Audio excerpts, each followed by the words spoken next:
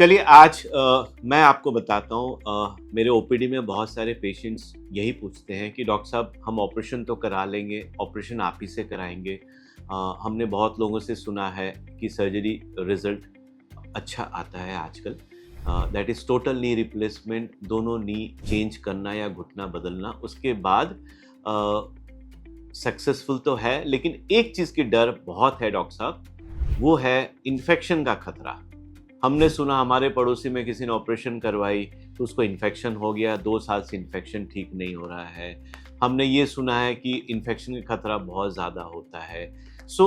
ठीक है, मैंने मान लिया आपने सुना है, लेकिन अब जो टेक्नोलॉजी आ रहे हैं, सर्जन जो है जिस तरीके से जितना कॉन्शियसली और जितना मेटिकुलसली चीज़ों को कर रहे हैं, इसमें इन्फेक्शन के चांसेस बहुत कम हो गए हैं। All over the world infection के चांसेस हैं वो ओनली 3 to 5% ओनली। बट हम जो है सारी चीज़ों को प्रिकॉशन कैसे लेते हैं ताकि आपको कोई इन्फेक्शन ना हो। कुछ चीज़ें डॉक्टर्स करते हैं, कुछ चीज़ें पेशेंट्स करते हैं, जिससे आपको इन्फेक्शन के चांसेस ऑलमोस्ट निल या 0% आप मान के चलिए। वो कैसे? देखिए, सर्जरी से पहले मान लीजिए कल सुबह आपकी सर्जरी है, हमारी जो है इन्फेक्शन नहीं होने के लिए हम ओटी को प्रॉपर फ्यूमिगेट करते हैं, ओटी की सफाई होती है। हम जब भी सर्जरी करते हैं आजकल नॉर्मली क्या करते हैं, हम सारे डिस्पोजेबल यूज़ करते हैं। मतलब आपके सर्जरी के दौरान जितने भी सामान यूज़ होते हैं, आपको कवर करना, आपको ड्रेपिंग करना, ये सारे डिस्पोजेबल यूज़ करते हैं जो सील होके आते हैं और हम ओटी टेबल पे उसको ओपन अप करते हैं और वो यूज़ करते हैं, जिससे आपकी इन्फेक्शन का जो खतरा है it is almost nil. Secondly, जो सर्जन होते हैं और सर्जन के assistant, me as a surgeon and my assistant, we take all precautions जिसमें आपको कहीं से भी कोई इन्फेक्शन का खतरा ना हो। अब तो ये होगी डॉक्टर की पार्ट कि हमने सारी चीज़ें नई यूज़ करी है। नई means everything is infection free. अब आपके तरफ से क्या ऐसी चीज़ें हों जिसमें इन्फेक्शन का खतरा 0 हो। अब ऑपरेशन के बाद एक दिन से पहले तो आपके जो जिस पैर में सर्जरी होते हैं, दोनों पैरों में, उसको अच्छे से क्लीन किया जाता है। बेटाडिन, बेटा स्क्रब, स्टेरिलियम, ये चीज़ें हैं, एंटीसेप्टिक सारे यूज़ करके उसको क्लीन करा जाता है। उसके बाद उसको शेव करते हैं। शेव करके शेव इसलिए करते हैं कि आपके हेयर रूट्स में कोई इन्फेक्शन ना हो। उसके बाद उसको हम फिर दोबारा एंटीसेप्टिक से पेंट करके हम उसको रैप करके रखते हैं पूरी रात भर, ताकि कोई बाहर का इन्फेक्शन, एयरबॉर्न या धूल मिट्टी या कहीं टच होकर कोई इन्फेक्शन स्किन में भी ना आए। ड्यूरिंग द सर्जरी हम क्या करते हैं कि सर्जरी से पहले हम चारों तरफ से आपको जो दोनों पैर कवर कर देते हैं और जितना पोर्शन आपके सर्जरी होने हैं उसको भी हम एक आयोबैन कहते हैं। इट्स एक प्लास्टिक की तरह होता है जो इम्पोर्टेड क्वालिटी की होती है और बहुत मेटिकुलसली उसको इन्फेक्शन फ्री करके वो सील्ड होके आते हैं। हम उसको चिपका देते हैं ताकि हम जो कट देते हैं आपके कट तक ही एक्सपोजर है, उसके अलावा कहीं भी आसपास से इन्फेक्शन का खतरा नहीं होता है। हमारे तरफ से ये सारी प्रिकॉशन ली जाती है ताकि आपको इन्फेक्शन के चांसेस बिकम 0।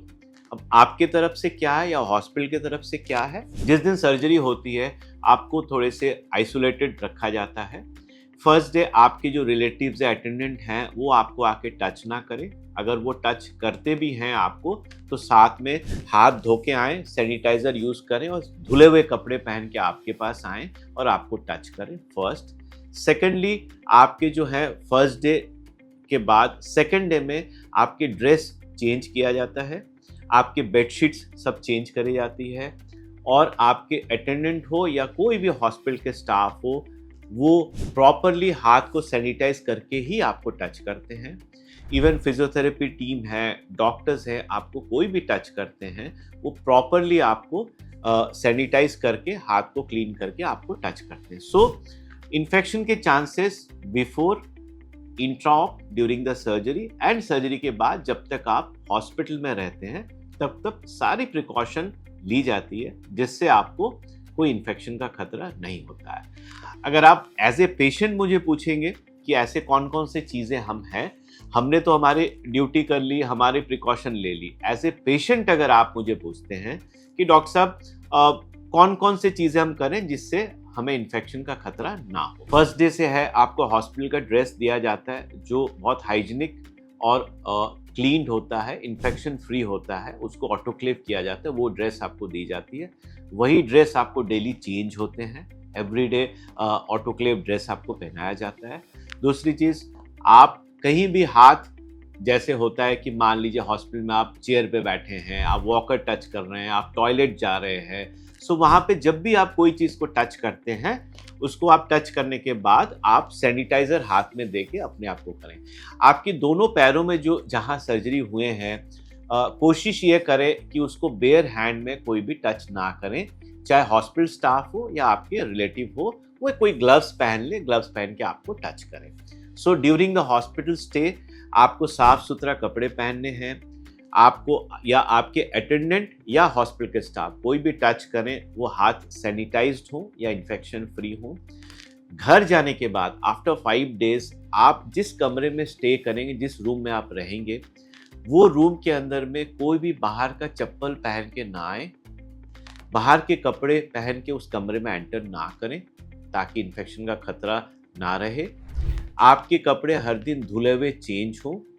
आपको कोई भी अगर स्पंजिंग कराएं या टच करें या खाना खिलाने आए, वो हाथ को हमेशा जितनी बार आपको टच करेंगे उतनी बार हाथ डिटॉल से वॉश करके सैनिटाइज करके ही आपको टच करें। और आप भी कहीं पे कोई वॉशरूम टच जहां यूज़ करते हैं, वो वॉशरूम कोई और यूज़ ना करें। और बाहर के चप्पल, जैसे मैंने बताया, वो ना आए, बाहर के ड्रेस ना आए, बाहर के खाना पीना, फ्रूट्स वगैरह, वेजिटेबल्स जो भी आपके पास आते हैं, वो सारे अच्छे से धुले हुए हों। और एज सच खाना पीना बाहर का तो यूज़ करना ही नहीं है। जो भी बर्तन या जो भी आपकी यूटेंसिल्स यूज़ होते हैं आपके खाने के लिए, वो सारे चीज़ों को प्रॉपर हॉट वाटर में बॉयल करके, गर्म पानी में बॉयल करके, तभी उसमें सर्व करके, उसको ड्राई करके तभी आपको खाना सर्व किया जाए। कहीं से भी अगर आपको मान लीजिए कोई जुकाम, खांसी, कोई थोड़ा सा कहीं और घुटने के अलावा, पैर के अलावा थोड़ी सी भी कुछ होती है, तो इमीडिएटली आप डॉक्टर को रिपोर्ट करें या आपके अटेंडेंट या आपके घर वालों को इन्फॉर्म करें ताकि वो डॉक्टर को बताएं। और कहीं से भी कुछ भी आपको फीवर आए, सबसे इम्पॉर्टेंट, अगर आपको घर जाने के बाद कई बुखार आते हैं, कभी आपके पैरों में कभी स्वेलिंग आ रहे हैं, या स्वेलिंग नॉर्मली आते हैं बट बुखार आना, पैरों में स्वेलिंग आना, या बहुत ज़्यादा एक्सक्रूशिएटिंग पेन होना, दीज आर फ्यू सिम्टम्स जब आपको एहसास होता है कि नहीं, something is wrong, I should inform the doctor. So immediately अगर आप इन्फॉर्म करते हैं तो हमारे एंटीबायोटिक चेंज हो जाते हैं, हम हाइजीन को और बेटर वे से देखते हैं ताकि आपकी इन्फेक्शन होने ना दिया जाए। और 14 डे तक ही आपको सारी प्रिकॉशन लेनी होती है। 14 दिन बाद जब आप आते हैं, आपके स्टिचेस रिमूव हो जाते हैं, फिर आपको कोई खतरा नहीं है। लेकिन 2-3 महीने तक थोड़ा प्रिकॉशन ये लेना है कि कहीं कोई बॉयल ना हो जाए, कहीं जुकाम खांसी ना हो जाए, कहीं पेट में ना इन्फेक्शन हो जाए, क्योंकि जो सर्जिकल साइट होता है वहाँ पे वो वीक पॉइंट होता है। सो बॉडी में कहीं पे भी इन्फेक्शन ना हो तो बेहतर है। वो इन्फेक्शन कहीं पे भी फैल सकता है और सबसे वीकेस्ट पॉइंट अगर ऑपरेशन के साइट में तो वहाँ फैल सकता है। इसीलिए डे 1 से लेके 3 महीने तक आपको इन्फेक्शन से अपने आप को बचाना है। हॉस्पिटल, डॉक्टर सारी प्रिकॉशन लेते हैं, आप भी अपने तरफ से प्रिकॉशन सारी लीजिए। सो आपको इन्फेक्शन चांसेस बिकम ऑलमोस्ट निल, आपको कोई इन्फेक्शन नहीं होगा।